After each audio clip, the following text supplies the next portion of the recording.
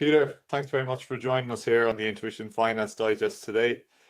So I'm going to jump straight into it with our first question. So looking back at your career from Goldman Sachs to founding N-Tier, what were the key moments of growth that shaped how you lead today? I don't know how much you know Goldman, but Goldman was I was at Goldman in 90, and it was a private firm at the time. It was very hands-on, and they had a style of management there where basically managers weren't sort of abstract in terms of how they managed their people. And when I look at what I took away from that was that, when I went and started N-Tier, we run our company very much in a similar manner where it's a very hands-on management style where we don't hire managers who can't do the jobs that their people do.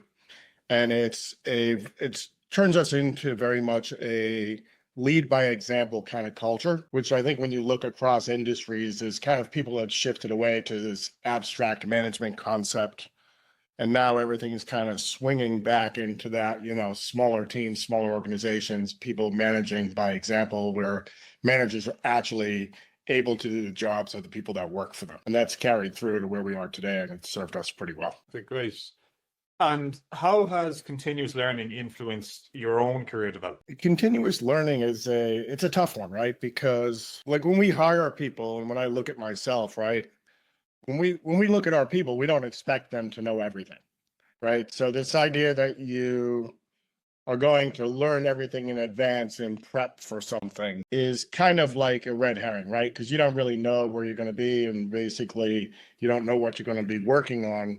And even myself, when I look at what I had to do when I started N-Tier, and I look at what I was dropped into all these different roles when I worked at the banks like Goldman and DLJ, a lot of that was learning how to learn on the fly, right? And it's not that you can go out and say, okay, I need these 10 skills, but you need to be able to learn how to become an expert in things very quickly and learn how to figure things out on the fly while you're doing things and doing things at a very high standard. And I think this whole idea that you can sort of pick your skills and say, I'm going to devote myself to these skills, I think that's kind of, especially in today's world, it's a little bit obsolete. Yeah, that's interesting. That's something that we've spoken about here at Intuition as well, is this learning in the flow of work and how learning it's not a separate thing to your job. It's part of your job and they're all intertwined. So it's interesting to hear that you obviously have the same approach there. Yeah, it's changed. It's evolved over time, right? Especially where the roles are not as well defined now. We expect people to be able to do a lot of different things, and that means they have to be able to learn on the fly. Yeah, and I suppose like it's one of those things where role definitions are actually changing slower relative to work. Work is changing faster than roles can keep up with. Absolutely. Yeah, for sure. So as a CEO, what's your approach to ensuring that your team keeps developing professionally? So we kind of create an environment where I would say people are challenged, but they're not tortured, right? And we expect our people to work hard and be in that kind of learn as you go scheme, and they're challenged, and they're given stuff that maybe is a little bit beyond what they know already. But we also surround them with a very deep level of support in terms of people who are able to support them with really deep knowledge in the different areas of what we do. And it's kind of this combination of providing them with a solid support system, an open environment where they're free to sort of engage and ask and get support whenever they need it. Coupled with that, a challenging environment where people kind of work hard, and it kind of drives the team to deliver more than you might otherwise get. We've got people kind of moving into different roles and different things through the course of their sort of time with us. Okay, interesting. Would you say that if you have a skill need or a skill gap in your team, are you more likely to reskill somebody in-house and look for those people to move into that role, or are you more likely to look externally for that person who can fill in that skill gap? We would tend to be internal, and we have repurposed people internally. It's a very different environment with the tools available today where, the issue isn't really the details of understanding the lower level data. If I look in the past when we started, I used to have a stack of books. My books were covered in coffee stains, and basically you wanted to go figure out some technical details, right? You had to be an expert. You know, you have DBAs and you have all these people that built out years of expertise, and that expertise is now sort of available at their fingertips in a way that you never had before. So it becomes more of a qualitative and a judgment kind of call in terms of how you do things, and sort of attention to detail issue more so than the underlying experience, right? Yeah. So repurposing is fine. I mean, there are experts in the fields, but we would tend to hire experts on consulting basis and train up our internal people if it was an equal and opposite choice. But we're pretty busy, so we do a bit of both.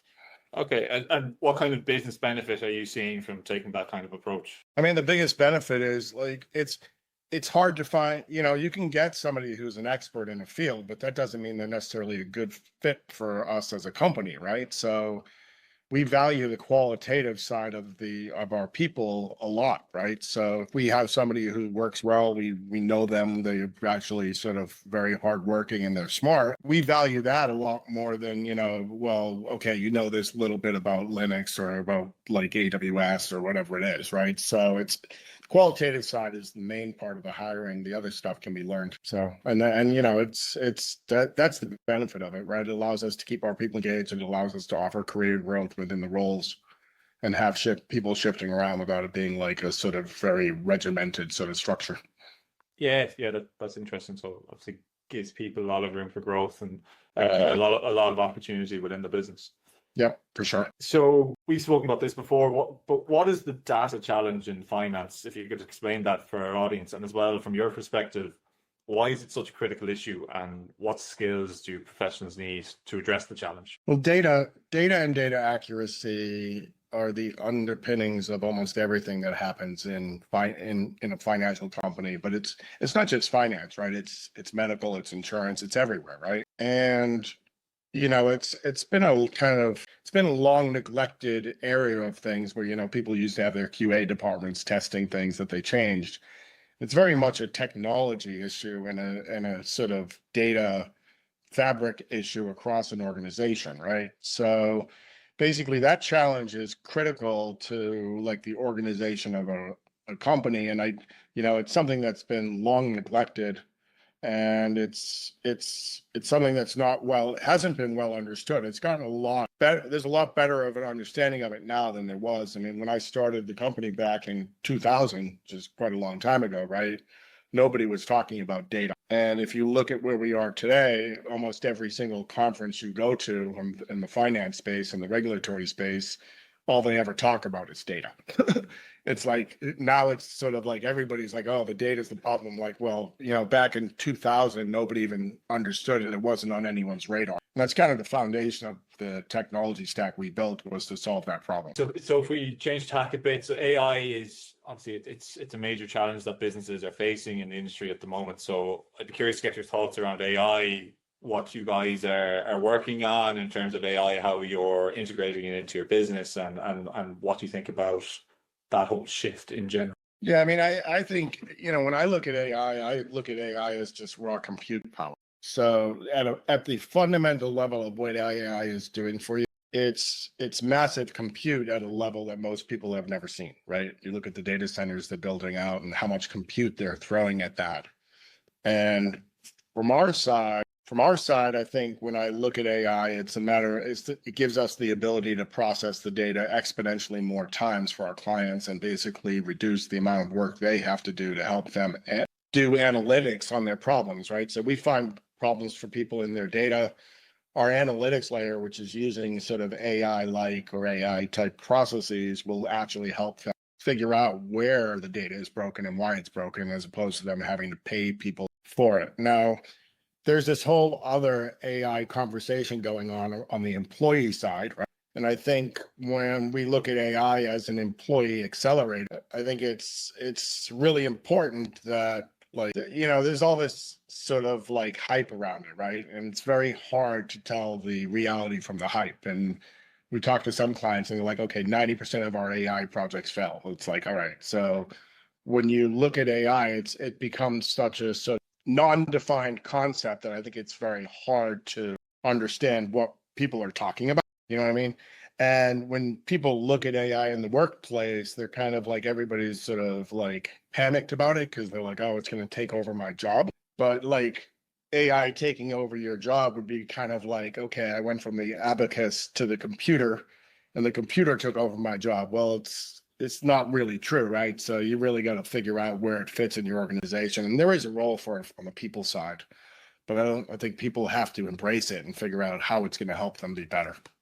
Yeah, so we launched a poll on our LinkedIn page yesterday, and we asked people what their opinion was in relation to AI, and the question was, let me try and remember it. People are not going to be replaced by AI, but the people who do not use AI will be replaced. Yes. And it's like, do you agree or not agree? And the overwhelming majority of respondents to that poll, they agree.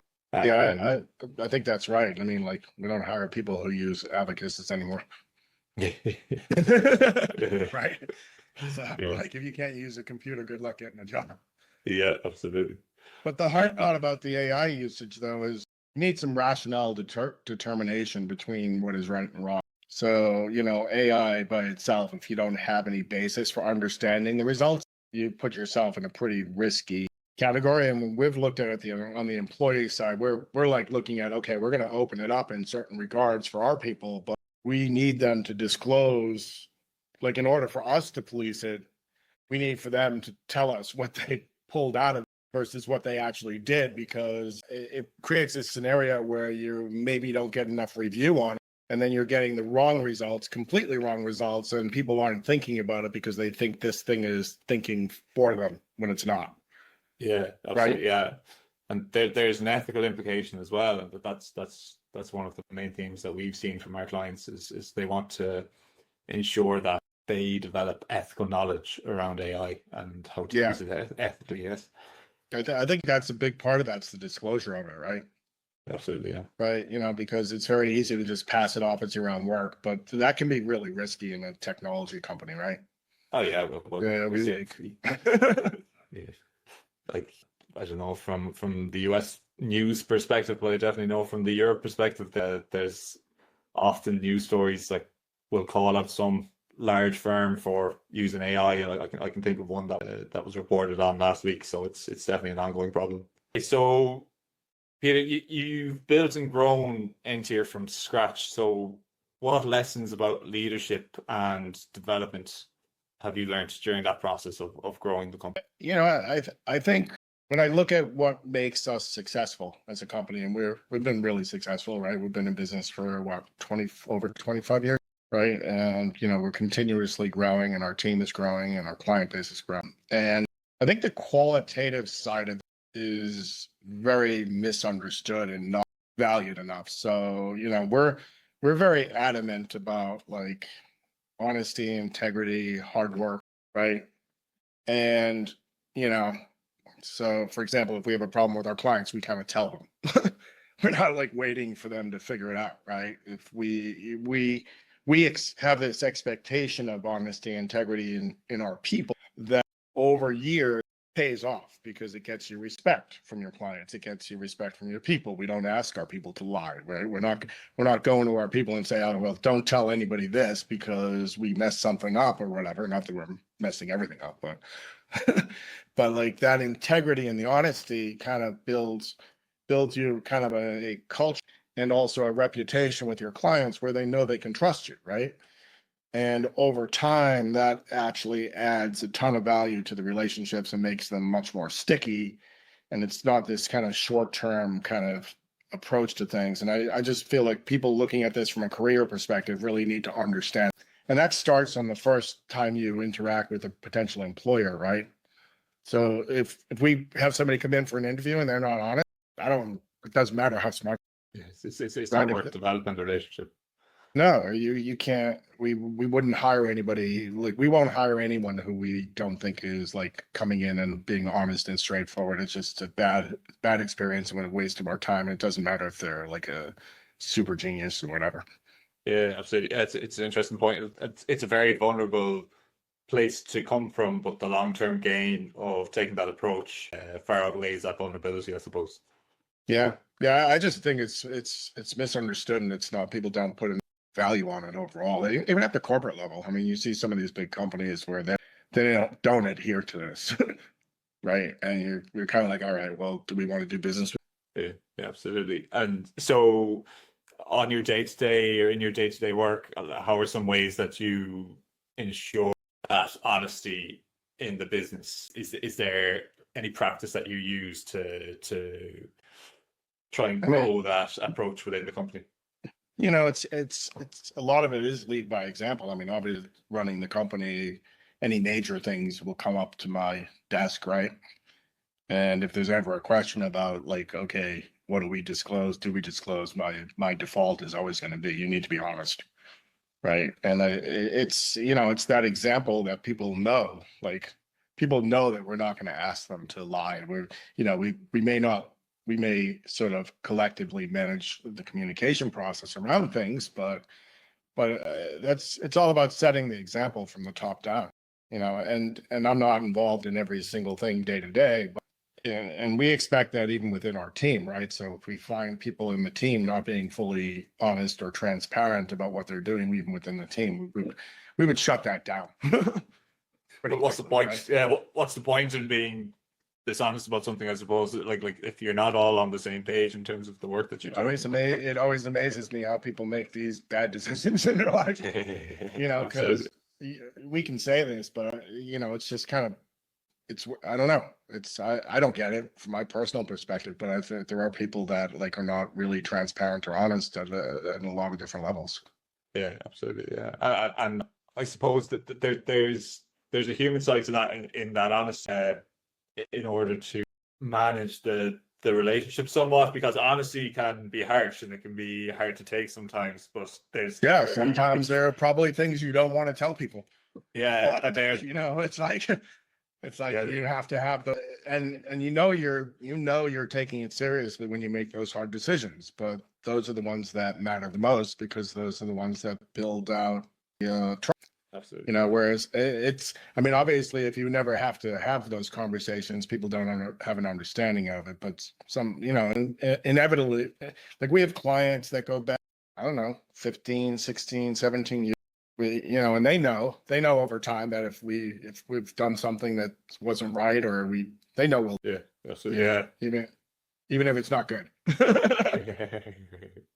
And I suppose that that comes back to a whole host of things like empathetic communication and developing communication skills and having that repertoire of skills in your arsenal. Okay, Peter. So last question. If you were advising a finance professional today, what would you say is the most important thing they should focus on in terms of learning in order to future-proof their career? Well, I'm kind of going back to the original conversation on this. I mean, obviously you can't learn everything, but you need to embrace the toolkits that are out, and you need to learn how to use them effectively to help produce more. Because if you're competing with people now, if they can use those toolkits, people who don't use the toolkits that are out there and know how to effectively use them and use them in a way which is controlled, and they're at a disadvantage, right? You'll be outproduced by people who actually have spent the time to understand things and know how to manage that, right? So you have to embrace the toolkits that are out there, including AI. But you have to be smart about it. You can't just be like, oh, you have to be able to sort of understand where its weaknesses are. And if you can go and effectively show that to people, then that's going to position you really well to be like a super, right? And if you take all that other stuff, then, you take all these other characteristic things, you're actually positioning yourself really well for a really great career. I mean, I think the biggest challenge people have right now is it's super easy to become negative. And if you take a negative approach on things, people have to stay away from that, right? Things aren't negative. What's going on at the news is all negative because that's the news, right? So we try not to let that sort of destroy our approach to things, but you have to stay positive and you have to look at like, okay, what are the benefits of what's going on and how can I use those benefits to actually make myself have a good career? And this whole sort of fear of like, okay, I'm going to be replaced by technology. I don't think I think you just need to embrace it, and and the ones that people that don't will be the ones that are at the disadvantage. Our last guest on the show was Melissa Waters, and I asked her, it was a similar question, and her answer was very similar to yours. It was curiosity. I suppose what you're saying is a strategic curiosity. That's probably one of the main traits that people should focus on having to develop. Okay. Definitely. All right. Yeah, Peter, I think we're just out about time. I just want to thank you very much for your time today. That was a really interesting conversation. Yeah, some great insights. And thanks very much, and best luck with everything with Enter. Nice to talk to you. Thanks.